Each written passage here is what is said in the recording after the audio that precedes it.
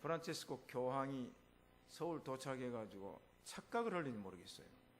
자기가 오니까 대한민국 온 나라가 태극기를 걸어가지고 환영하지 않는가 해서 좀 내일 저녁이나 걸지 왜 또 오늘부터 걸었을까 하는 생각이 났습니다. 요새 이제 KNCC라고 하는 단체에서 캐토릭과 개신교가 연합을 해서 가자 그런 결정을 했습니다.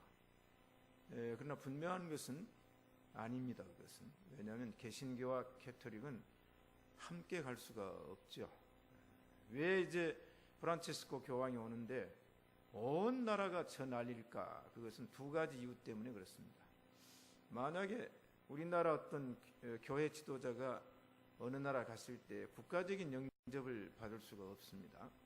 만약에 로마 천주교의 교황이 우리나라 오는데 저 난리를 피우면 그것은 다른 종교도 불만을 갖게 되죠. 그런데 이 캐토릭의 교황은 두 가지 권위를 가지고 있어요. 하나는 바티칸 시국이라고 하는 국가의 원수입니다. 전 세계에서 가장 작은 나라, 로마에 가보시면 알겠지만은 그건 하나의 신시니트 성당과 함께 붙어있는 나라입니다. 그런데 그 나라의 원수의 왕입니다. 왕, 대통령이죠. 그러니까 국가 원수의 예우를 하는 겁니다. 국가 원수의. 근데 거기다가 이제 로마 교황이라고 하는 뭐 200 몇십 대 베드로의 후예자라 그래가지고 오게 되는데 그것은 우리가 이해사항이 되지만 그러나 우리의 개신교 입장에서는 국가적인 예로는 인정하지만 교황이 오는 것에 대해서는 저렇게 야단 법석을 떨 필요가 없지 않느냐. 그래서 지금 개신교가 긴장을 하고 있는데 한기총 회장이 얼마 전에 자진 사퇴를 한 이유를 이렇게 얘기를 했어요. 개신교가 지금 엄청나게 추락을 하고 있는데 교황이 옴으로 말미암아서 한국 개신교 성도들이 50만 명 정도가 이동할 것으로 보인다. 50만 명 정도가 이동할 것으로 보인다. 그러므로 나는 모든 책임을 지고 한기총 회장을 사퇴한다. 그런 얘기를 했어요. 그분이 한기총 회장 된 것도 잘못이지만은 그런 시점에 놓여 있기 때문에 우리 성도들은 성경 안에서 하나님이 누구신가, 예수님 누구신가를 밝혀야 알고 세상에 어떤 사람도 하나님의 자리는 올라갈 수가 없습니다. 예수님과 비길 수는 없습니다. 만약 그것이 하나님의 자리를 비기게 하거나 예수님의 자리에 오른다고 하면 성경은 분명히 그것을 배격하라 그렇게 얘기를 했습니다. 오늘은 이제 다시스로 도망하지 말고 구약에서는 마지막입니다. 구약에서 더 찾을까 하다가 29번도 많이 했다 싶어서 다음부터는 신약으로 넘어가게 됐습니다. 자, 여러분 욕심 많은 사람이 좋아요? 욕심 없는 사람이 좋습니까? 저는 욕심이 많은데요. 저는 무슨 욕심이 많을까요? 저는 일의 욕심은 많습니다.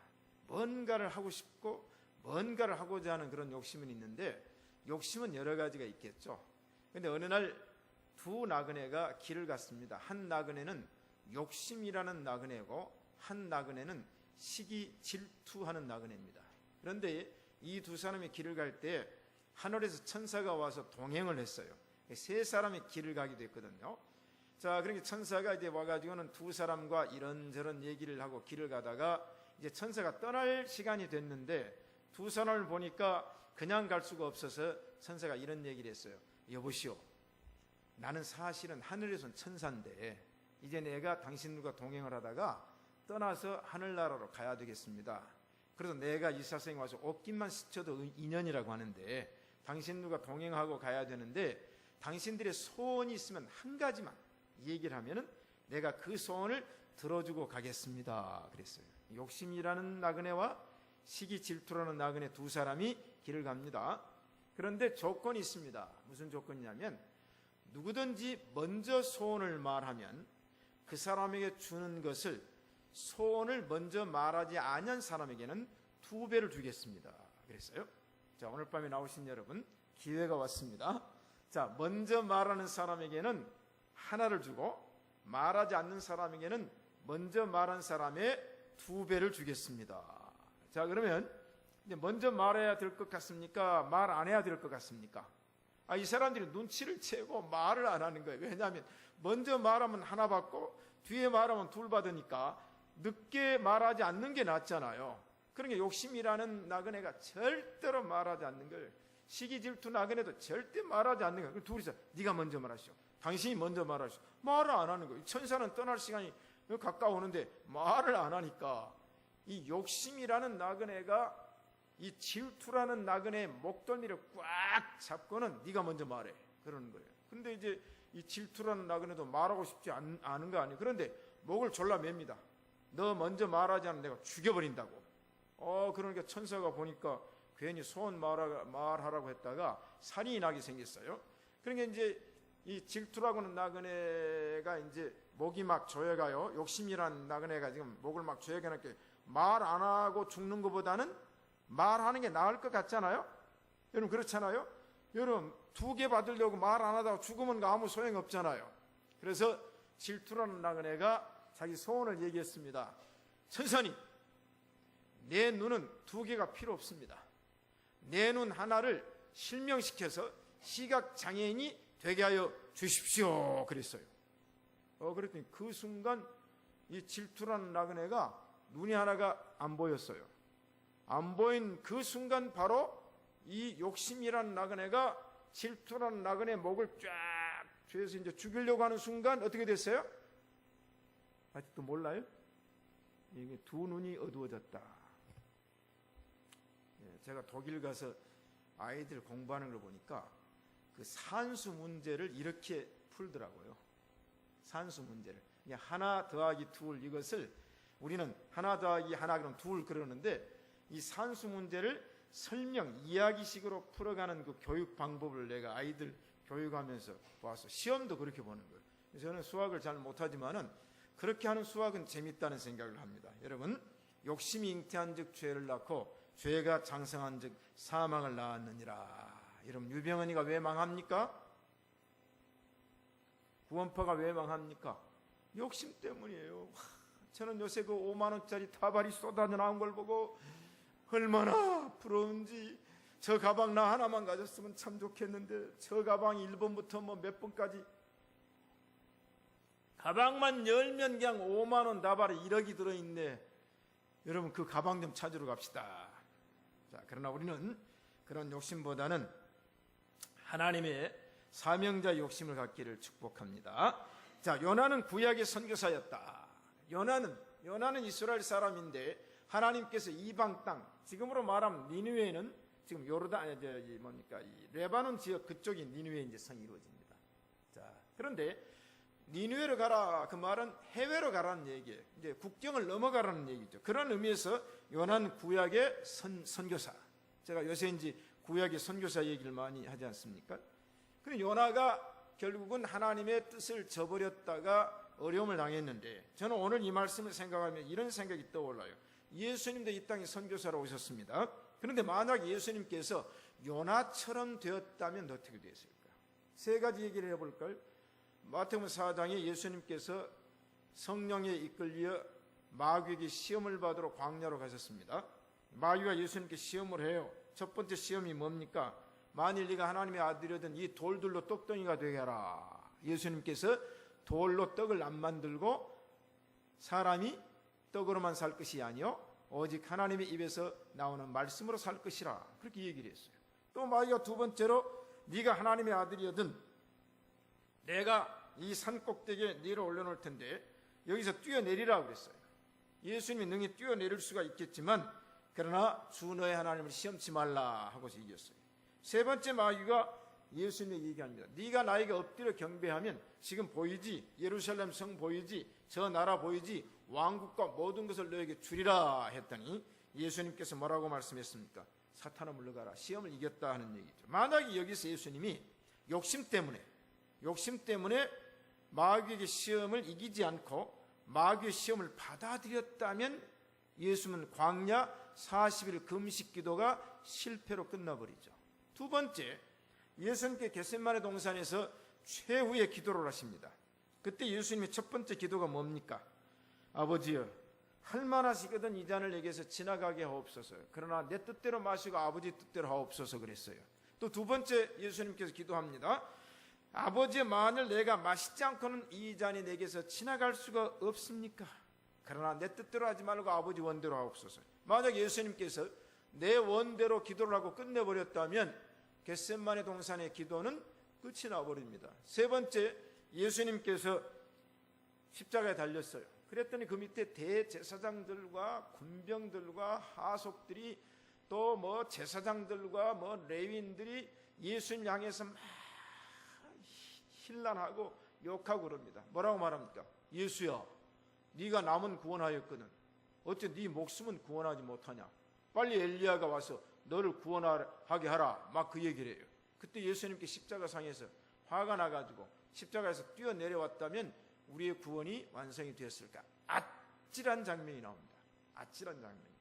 그런데 우리 주님은 하나님께서 맡겨진 사명을 이 땅에 이루기 위해서 오셔서 선교사로 사명을 다 감당해 주신 것 오늘 밤에 감사하시기를 간절히 축복합니다. 감사해야 됩니다. 첫째, 물고기의 4가지 기적입니다. 오늘 여호와께서 이미 큰 물고기를 예비하사 그랬어요. 물고기가 요나가 탄 배 주변에 출몰하여 기다리는 기적이 나타납니다. 아니, 큰 물고기가 요나가 탄 배 주변에 출몰해서 지금 대기를 하고 있어요. 하나님 예비하셨습니다. 자, 하나님이 물고기를 사용하시죠. 물고기가 온 것 기적이에요. 다른 데 가 있어야 되는데 하나님이 명령하니까 왔어요. 그 다음에 이 물고기가 요나를 삼켰다고 그랬어요. 요나를 삼켰어요. 자, 요나가 바다에 떨어지자마자 물고기가 요나를 통째로 삼켜버렸어요. 그다음 세 번째 기적은 뭐냐? 3일 동안 소화가 안 되고 큰 물고기 뱃속에서 살았다는 게 기적이에요. 여러분 생각해 보세요.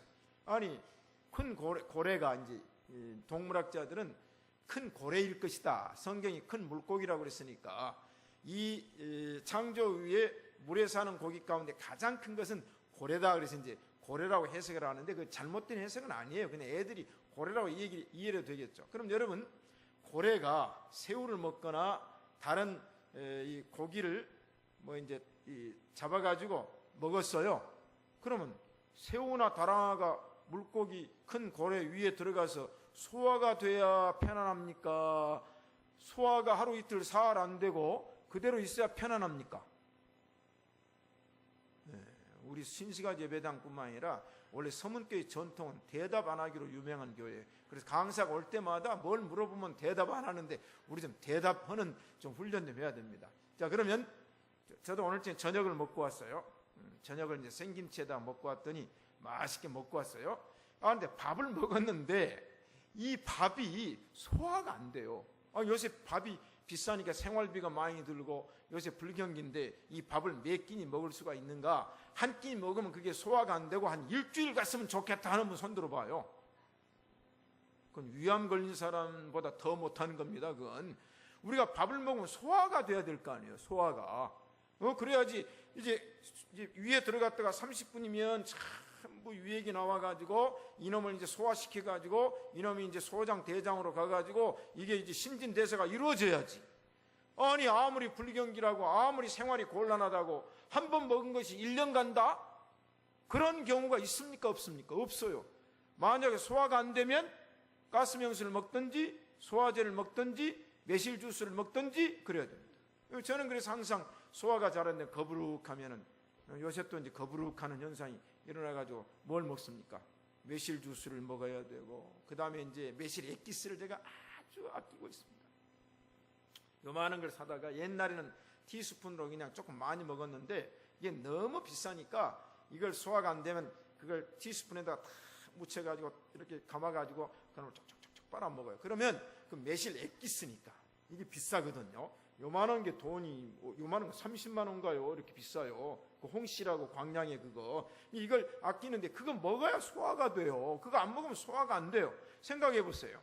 지금 고래가 큰 물고기가 지금 먹이를 먹었는데 일반적으로 먹이인데 요나를 사람을 먹었어요. 이게 소화가 돼야 편안할 거 아니에요. 그런데 요나가 뱃속에 들어가서 또 기도한다고 무릎을 꿇고 또 소리소리 했으니까 생각해 보세요. 사흘 동안 물고기가 이 뱃속에 소화를 안 시킨 게 기적이라고. 보통 보통 먹이 같으면 소화가 돼버려야 돼요. 근데 소화가 안 됐잖아요. 아니 사자가 사람을 잡아먹었는데 소화가 안 되면 되겠냐 그 말이에요. 바로 이게 기적입니다. 그러므로 물고기로 하여금 하나님께서는 기적을 일으킨 네 번째는 뭐냐? 오늘 2장 10절에 여호와께서 그 물고기에게 명하심에 요나를 육지에 토하게 하니라. 육지에 토했어요. 저는 그래서 오늘 이 성경에는 물고기를 통한 네 가지 기적이 일어난 줄로 믿습니다. 두 번째, 사명자 요나가 도망자가 되었다. 오늘 이 요나서 1장 1절에 하나님께서 시대적인 사명자를 부르시잖아요. 항상 하나님은 그 시대마다 사명자를 부르십니다. 그리고 사명을 주십니다. 그러므로 저는 목사지만 이 시대에 이 땅에 와서 하나님의 분을 받은 사명자로 내 생명 다할 때까지, 주님 오실 때까지 사명자로 사역한 줄로 믿습니다. 이걸 망각해서는 안 돼요. 이걸 망각해서는. 하나님이 나를 부르셨고 나에게 사명을 주셨다. 그 요나에게 뭡니까? 여호와의 말씀이 아미떼의 아들 요나에게 임하니라 이르시되 너는 일어나 저 큰 성읍 니느웨로 가서 그것을 쳐서 외치라. 이게 요나를 부르시는 사명이에요. 저 큰 성읍 니느웨로 가서 내가 너에게 말한 그대로 외치라. 자, 세례 요한이 이 땅에 와가지고 광야에서 외치는 자의 소리라고 그랬어요. 세례 요한이 와가지고 어떻게 했습니까? 하나님이 외치라는 대로 외쳤어요. 자, 뭘 외쳤습니까? 그 당시 유대인들, 종교 지도자들 교만했거든요. 교만했어요. 그리고 뭐라고 말합니까? 이 독사의 자식들아. 예수님도 이 독사의 자식이라고 그랬어요. 여러분, 이 시대를 향해서 오늘 목사는 독사의 자식이라고 외치는 자가 돼야지. 그냥 아이고 인상 보니까 외쳤다가는 큰일 나게 생겼네. 그걸 삼키고 그것을 입을 닫으면 안 된다는 말이에요.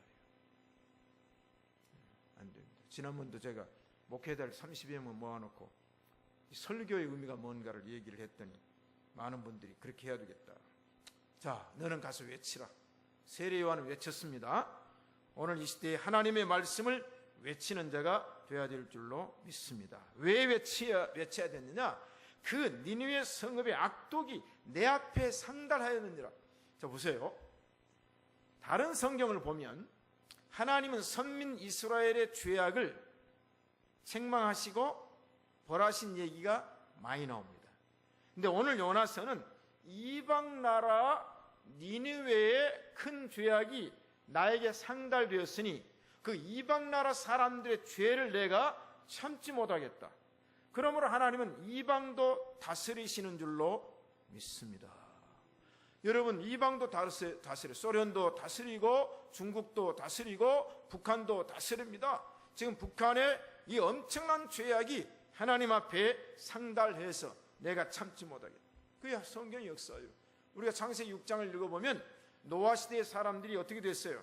그 죄악이 세상의 관영함과 그들의 생각이 악함을 보시고 그랬어요. 그 시대 사람들의 죄악이 관영이에요. 그리고 생각들이 악함을 보시고 노아 홍수의 멸망이 일어납니다. 여러분, 소돔과 고모라도 창세기 18장을 읽어보면 소돔과 고모라에 대한 부르짖음이 크고 그 죄악이 심히 중하니 하나님의 진노가 임하게 됩니다. 그런데 이 겁쟁이 요나가 도망을 가는 거예요. 자, 1장 3절에 그러나 여호와가 여호와의 낯을 피하려고 일어나 다시스로 도망하려 하여 욥바로 갔다. 도망자. 비겁하잖아요. 응? 아니, 하나님이 불러가지고 하나님의 사명을 주었는데 왜 도망을 갑니까? 여호와의 낯을 피해서 도망가요. 마침 다시스로 내려갔더니 여호와의 낯을 피해서 다시스로 내려갔더니 욥바로 내려갔더니 다시스로 가는 배가 기다리고 있는 거예요. 자, 이게 뭐냐면 환경이 나를 인도했구나. 요나의 입장에서는 모든 시간 계획이 맞아떨어지고 있는 거예요.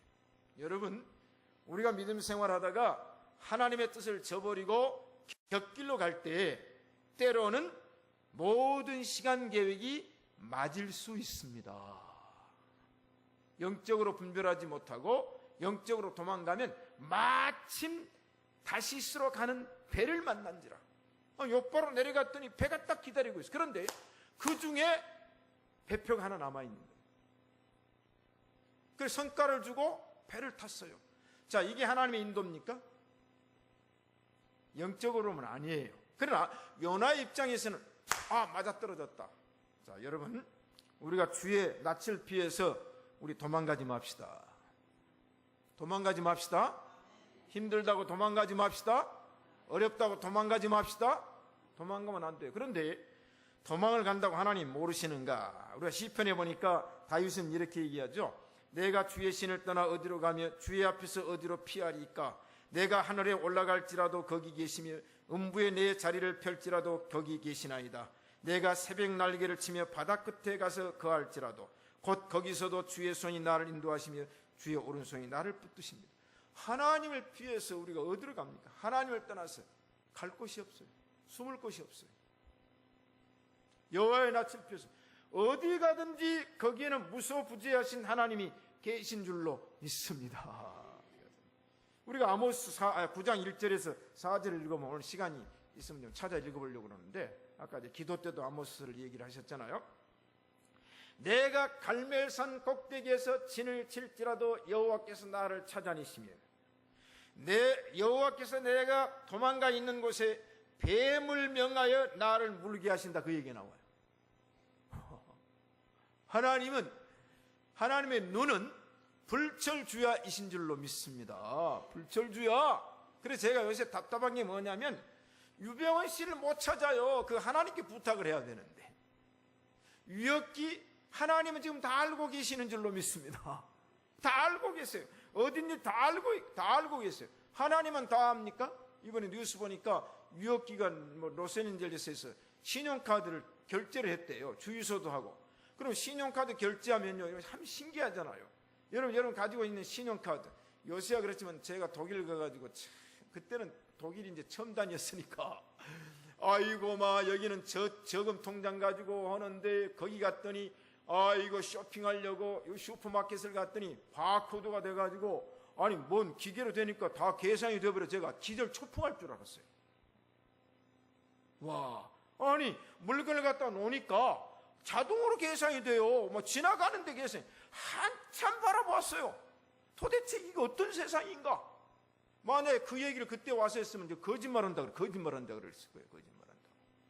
계산이 다 돼버리는 거예요. 계산이. 이야, 신기하다. 근데 오늘날 우리가 그 세상을 살고 있잖아요. 에? 그러니까 좀 뭔 말하면 좀 믿어줍시다. 에? 내가 말해가지고 얼마나 괴로움을 당했는지 몰라요. 뭔 말하면 안 믿어가지고. 그 세상이에요. 여러분, 하나님은 다 아십니다. 하나님은 다 알아요. 그래서 지금 모르는 것 같아도 알아요. 그리고 신용카드 결제하면은 그 사람 모든 정보가 딱 중앙에 와가지고 그 사람이 누군데 어디에서 결제했다. 추적하게 되는 거예요. 핸드폰도 위치 추적하는 걸 또 이제 김철수 집사님이 나보고 핸드폰 여기다 절대 넣지 말라고 몇 번 얘기를 해가지고 뒷주머니에다 넣습니다. 목사님 전파 가면은 목사님 심장 상하면 돌아가시면 안 되니까 넣지 말라고. 핸드폰 보세요. 위치 추적해 놓으면 이걸 딱 연결해 놓으면 내가 어디 있는지 위치 추적을 하잖아요. 옛날에는 산에 가서 조난당하면 죽었는데 핸드폰 위치 추적만 켜놓고 딱 눈 속에 있으면은요, 딱 와서는 헬리콥터가 와가지고 정확히 그 사람을 구조해내는 거예요. 성경에 다 기록되어 있어요. 다 오늘날 이 모든 것도 하나님이 이미 말씀해 주신 줄로 믿습니다. 자, 도망자. 자, 모세도 도망갔지만은 애굽 나라 바로 왕은 모세가 미디안 어디에 있는 줄을 모르는 거예요. 몰라요. 그렇잖아요.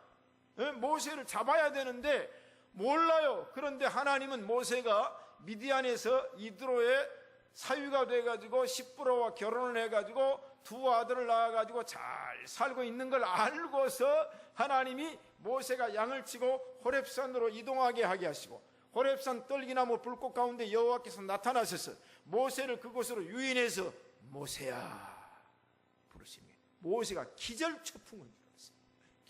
아니, 자기는 몰라줘야 된다니까요. 미디안에서는 모세를 몰라줘야 돼. 왜? 도망자고 숨어 사니까. 만약에 미국의 유역기가 지금 캘리포니아나 지금 뭐 LA 어디에 이제 있다고 그럽시다.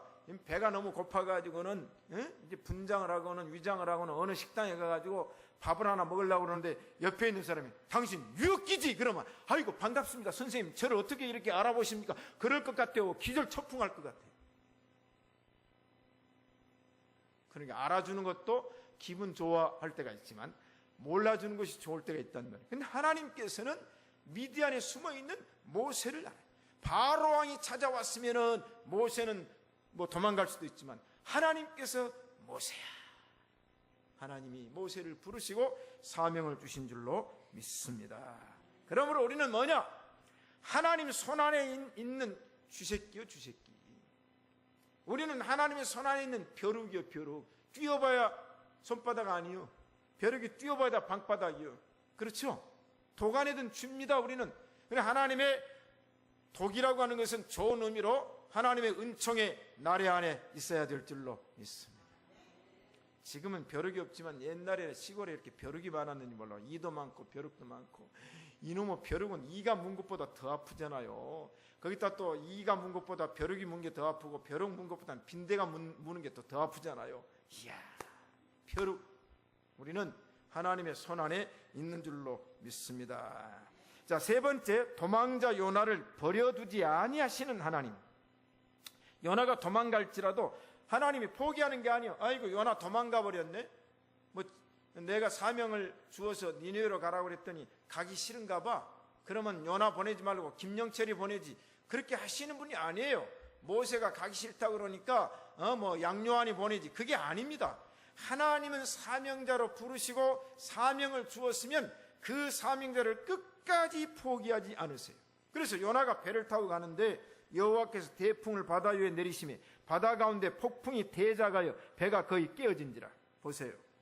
요나가 그 배에 안 탔더라면 그 배는 순항을 합니다.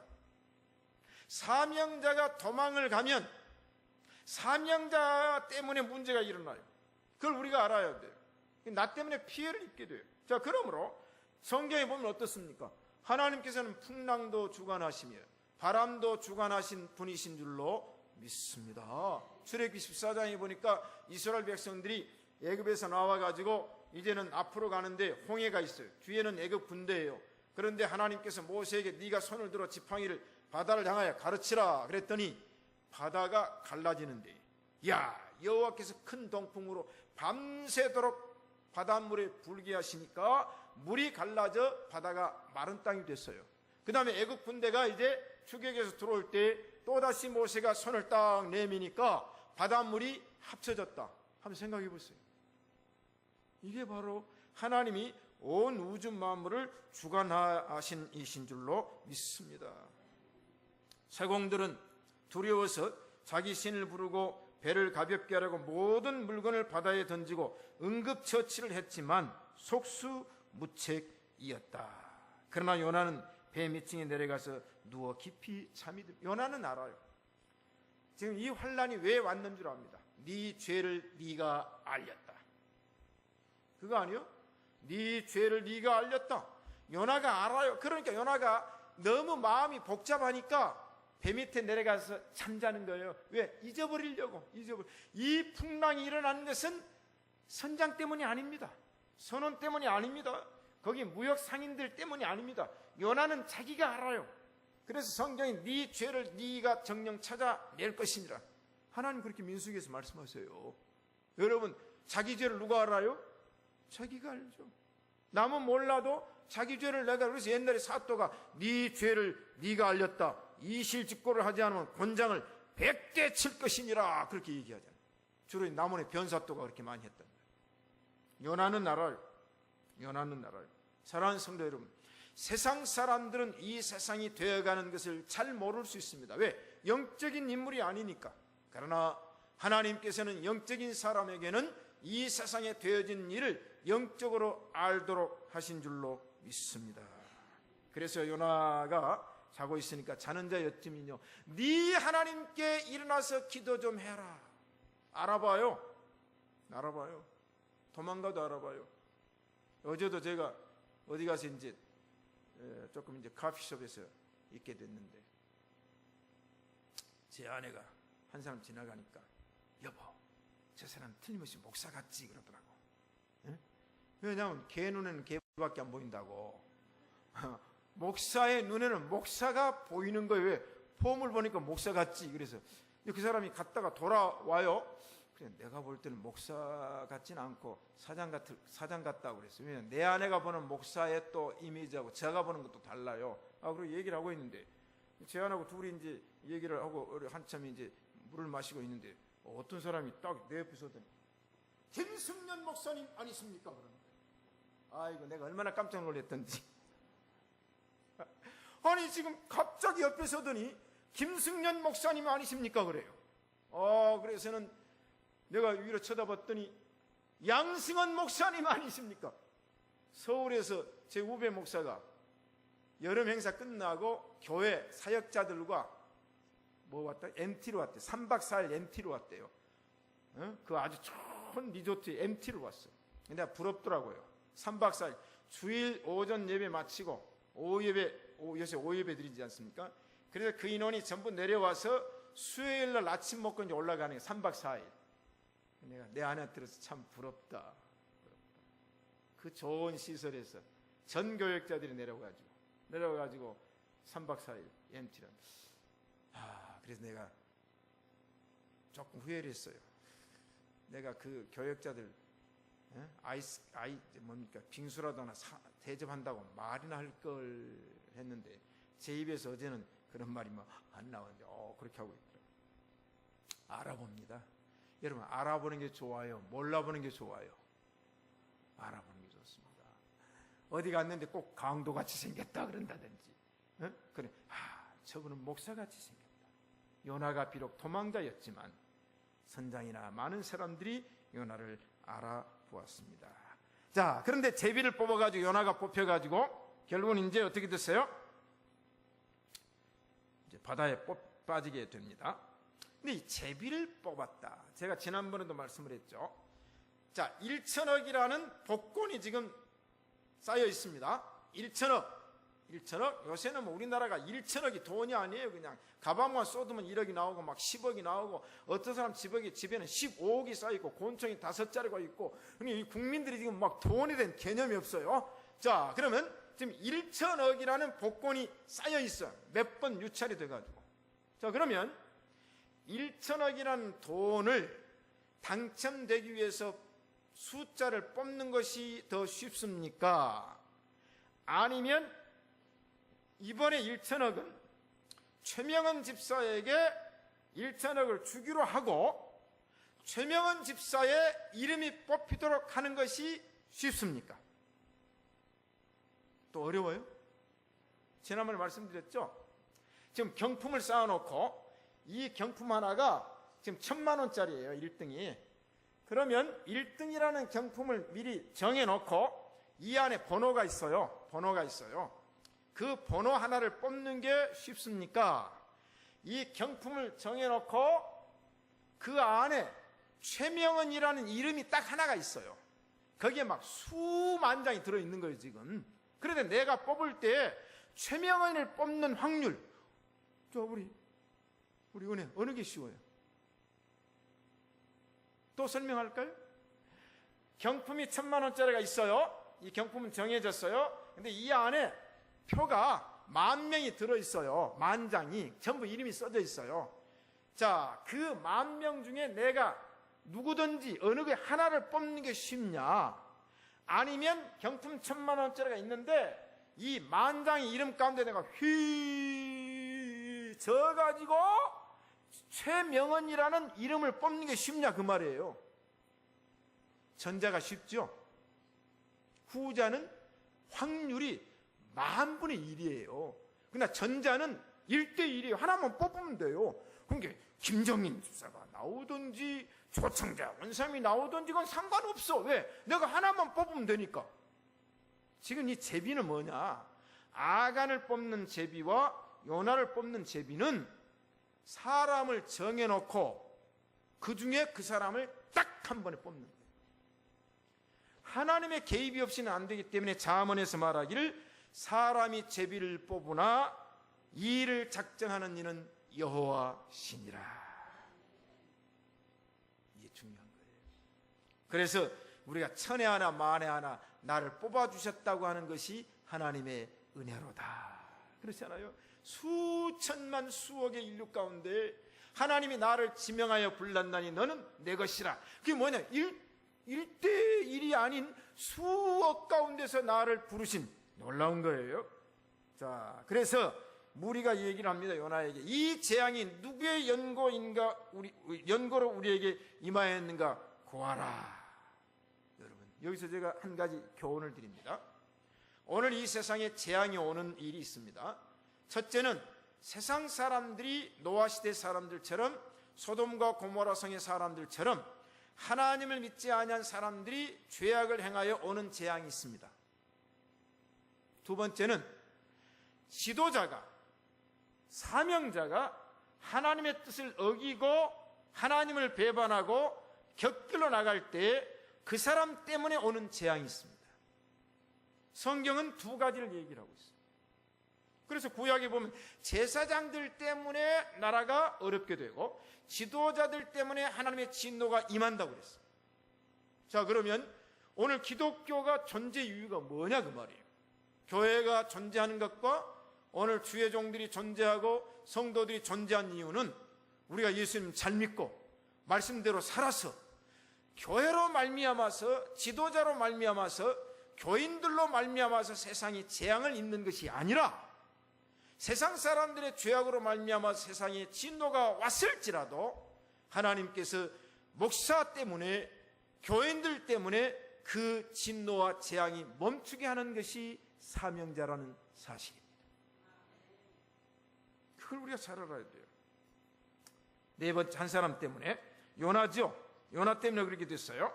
자, 요나의 처리가 고심되어서 이제는 바다에 던지게 되고 요나가 스스로 자기를 바다에 던지라 했어요. 이번 일은 나 때문에 됐으니까 내가 책임지겠다. 그래 나를 바다에 던지라. 그랬더니 선장이나 선원들이 인간적으로 참 이 성경에서는요 인간미가 나오죠. 요나서 1장 13절에 보니까 그러나 그 사람들이 힘써 노를 저 배를 육지에 돌리고자 하다가 요나가 말을 했지만은 알아 네가 잘못했구나 이놈 자식 바다에 들어가 안 했어요.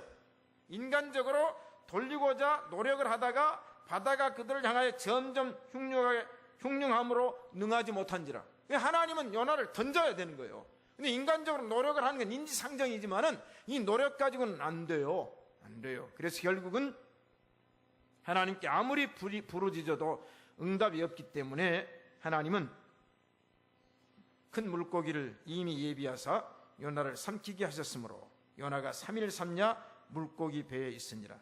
잠수함을 예비하신 하나님. 자, 그래서 요나서는 최초의 잠수함이라. 잠수함 물속에 들어가서 있잖아요. 이제 재래식, 그러니까 이제 이 배터리로 하는 잠수함이 있고, 그 다음에 그 배터리 가운데 뭐죠 또 조금 무슨 아쿠 배터리가 있어요. 그 다음에 잠수함 종류가 세 가지가 있어요. 재래식 배터리, 우리 자동차의 배터리처럼 충전하는 게 있고요. 그 다음에 아쿠 배터리라고 해가지고 아주 농축된 배터리가 있고, 세 번째가 핵잠수함입니다. 저는 해군에서 많이 이제 사역을 했기 때문에 잘 알아요. 그래서 재래식 배터리는 들어가면 일주일밖에 못 있습니다. 일주일. 왜냐하면 충전돼가지고 그게 소진되면 다시 올라와야 돼요. 근데 아쿠 배터리로 들어가게 되면 한 30일 정도 있게 돼요. 그러나 핵은 들어가면 이제 요새는 이제 그 아쿠 배터리가 또 길어가지고 뭐 어떤 건 40 며칠 있는다고 그래요. 그 공기 다 공급을 하고. 핵이 있으니까 들어가니까 엄청난 큰 잠수함이 있어요. 자, 여러분 생각해 보세요. 우리 하나님께서는 요나를 삼키게 하셔서 3일 3야 물고기 배에 있게 하신 줄로 믿습니다. 요나가 물고기 배에 들어가서 어떤 생각을 했어요? 다시스로 도망가지 말걸. 내가 괜히 다시스로 도망가다가 이렇게 됐구나. 마지막 다섯 번째, 하나님께서는 요나를 끝까지 버리지 아니하시고 제 소명 제 사명을 주십니다. 3장에 보니까 여호와의 말씀이 두 번째 요나에게 임하니라. 이르시되 일어나 저 큰 성읍 니네웨로 가서 내가 네게 명한 바를 그들에게 선포하라 하신지라. 요나가 순종하죠. 첫 번째는 불순종했다가 두 번째 순종을 해요. 혼줄이 나봐야 알아요. 그래서 요나가 니느웨에 가서 외쳤더니 백성들이 회개하고 왕이 회개하고 짐승들까지 제에 앉아서 모든 백성들에게 왕이 조서를 내려가지고 요나가 외친 그 여호와의 말씀을 우리가 순종해야 된다. 그래서 하나님이 뜻을 돌이키셨다고 했어요. 멸망하기로 됐어요. 성경에 보면 뜻을 돌이킨 게 많은데 그때가 뭡니까? 기도를 통해서 순종을 통해서 하나님의 뜻을 돌이키십니다. 그러면 여러분들은 기도하여 하나님의 재앙의 뜻을 돌이키게 하시고 여러분들이 순종해서 하나님의 계획을 돌이키는 일을 누가 해야 되느냐? 오늘 이 시대에 두 번째 소명과 사명을 받은 요나 같은 사람들이 해야 될 줄로 믿습니다. 저도 목사 되려고 신학교 갔어요. 근데 선지동산이라고 가보니까 아이고 말이 선지동산이지. 지금은 더할 것 같습니다. 그러나 제가 그때 정말로 신학교 그러면 선지동산이고 저는 에덴동산처럼 생각하고 갔어요. 그랬더니 그게 아니더라고요. 정치가 난무하고 불법이 난무하고 도둑이 끓고 제가 지난번에 말씀드렸죠. 그래서 제가 너무 실망을 했어요. 실망을 했어요. 야, 이게 신학교라면 나는 목사는 안 돼야 되겠다. 나는 예수 믿고 평생 동안 전도자는 되겠지만 이래가지고 목사 돼가지고 뭐 해야겠네. 74년도에 제가 신학교를 튀쳐나옵니다. 근데 하나님께서 74년 8월 달에 저를 다시 부르셨습니다. 저에게 다시 사명을 주셨습니다. 그래서 다시 신학교에 가서 목사가 됐는데 지금도 저는 1974년 3월 달에 하나님께서 나에게 주신 그 음성을, 그 말씀을 지금도 기억하고 있습니다. 사랑하는 성도 여러분, 여러분 혹시 하나님의 부름을, 하나님의 사명을 저버리려고 했을 때 다시 하나님이 찾아오셔서 말씀하시고 다시 명령하셨다면 우리 요나처럼 순종하시기를 축복합니다. 결론입니다. 우리는 도망갔을지라도 하나님이 다시 사명지로 보냈으면 그곳에 가서 외침으로 말미암아 나라와 민족을 또는 이방을 살리는 이 땅에 요나와 같은 선지자가 또는 선교사가 되기를 축복합니다.